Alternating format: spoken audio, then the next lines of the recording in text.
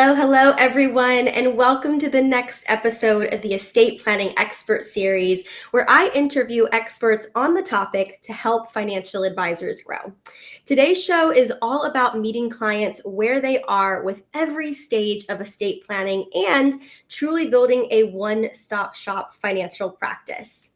And our guest today is Marianela Silva, a certified financial planner and CEO of Marigold Financial Partners. Now, over the years, Marianela has seen friends and family struggle with helping or trying to find the help that they truly need for their financial situation. This inspired her to start her own practice. Marianela, welcome to the show. Well, thank you for having me. Excited to be here and help other advisors share some valuable information with estate planning and how to incorporate it into your practice. Absolutely. This is the talk of the town right now. Every advisor wants to know more about estate planning and what their peers are doing and try to mimic that and have success with it. So we're so glad that you're here. I'm going to roll right into the first question, Marianela, and that is, you're aiming to build a true one-stop shop experience for your clients. You've got investments, you've got tax, and you've got estate planning, which I love. I saw that all on your website. It's truly one-stop shop. So how do you see technology playing a role in helping you grow towards this goal of building this one-stop shop and also better serving your clients? So technology has been essential in streamlining our practice, where we've been able to centralize all of our client data, automate tasks, and it's helped us to collaborate with CPAs and estate planning attorneys as to how we share information, obviously when the client allows it. And it's really freed up our time to help strategize so that we can continue to build relationships with our clients, build relationships with our strategic partners, and continue to grow the practice and help our clients at the same time. Yeah, and most financial planners are juggling a lot, right? So having that technology to build in processes, to scale processes is super helpful. And this is what I hear often from financial advisors is I couldn't really do this without technology. I mean, you could, but it would be a much different experience for both you and for the client. Estate planning often feels like a later in life conversation, right? But you address it very early on with early stage clients. So can you share with our audience, why do you take that approach and how do you introduce the topic of estate planning to some of those clients? So after almost 20 years in the industry, we've seen so many situations where clients are seeking help when it's already too late and are forced into probate. They're forced into situations where there was no beneficiaries on file, no instructions left by their parents. And even we've had situations where we've had younger clients pass away. So it's been unfortunate. So we want our clients to know it's never too early to start a plan and renew it annually, especially as life happens. You get married, divorce, birth of a child, changing of jobs. It's very common after divorce for beneficiaries to not get changed. Mm-hmm. So when you have the conversations early on and you let them know experiences that you have had with other clients, it really does help those clients, younger clients, kind of realize, okay, I need to think about this. Yep, absolutely. On the topic of beneficiaries, most people assume estate planning is only about these complex legal documents. So how do you help your clients understand that something even as simple as naming beneficiaries is part of the estate planning process and the importance of that? So we strive to educate our clients. So we always lead with education, which means having difficult conversations about end of life and disability. We just don't ever know what can happen.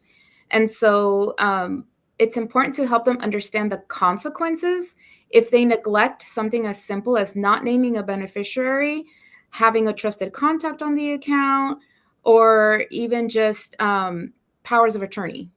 Mm-hmm. Yep. Yeah, we run a contributor panel at Trust and Well. We have about 14 or 15 advisors who write articles to help other financial advisors on the topic. And that's something we talk about often, power of attorney. And we're in the summer right now. A lot of people are traveling, right? Even right now, it's such an important time to look at your situation and say, do I have a power of attorney? What if something were to happen, especially when you're traveling, but in general. So I love that you lead with education with your clients. I think that is incredibly important. It's empowering to them as well. How about the more complex estate planning cases? Because you really meet clients where they are all across the board. What's your approach to helping clients with the more complex situations, maybe blended families or high net worth, ultra high net worth clients? So listening to our clients is key and is critical to our practice. You really need to understand what is the dynamics within the family, their children, who they trust, who can handle their financial situation. And then at that point, you can bring in strategic partners that will be as needed and then can help provide the more complex solutions. So, as much as we want to be able to help, within our office with a trust, it's not always something that we can do. And that's when that's where you become a great advisor, because you already have those centers of influence at your reach and you can reach out and ask for help. Yeah, I couldn't agree more. I mean, everyone has, a unique pathway, and the same solution can't possibly fit everyone. So I greatly appreciate how you sort of balance, there's technology for many, and there's attorney pathways outsourcing for some because of those complex situations. So when we had talked before this live interview, I think that's one of the things I had appreciated most about you sharing is like you kind of look for all the different solutions and then you serve them up for the right client at the right time, which I really appreciate. Let's talk about the fact that estate planning often gets delayed by both advisors and their clients. And so, what would your message be as a financial planner who's truly incorporated estate planning into your practice, along with investments and tax and building this one-stop shop? What's your message for other financial advisors who might hesitate to bring up these conversations early or even just feel unsure about where to start with this? My message is don't wait. Do not wait to have these conversations. You are going to be that lifeline for the client when you have had the conversation and you have gone out of your way to help them name beneficiaries or retitle their accounts correctly at other institutions, at maybe their banks, their 401ks that might be held with their employers, and asking them, hey, let's review these beneficiaries. Is this still accurate? Are these percentages still correct?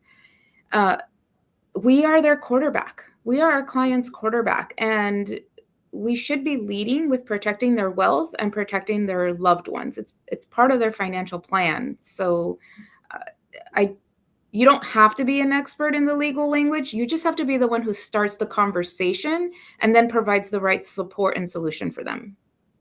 That's perfectly said. I think that is the best note to end on. Marianela, thank you so much for joining me on today's show and sharing all of your knowledge, passion, and experience as a financial planner offering estate planning, building this one-stop shop and beyond.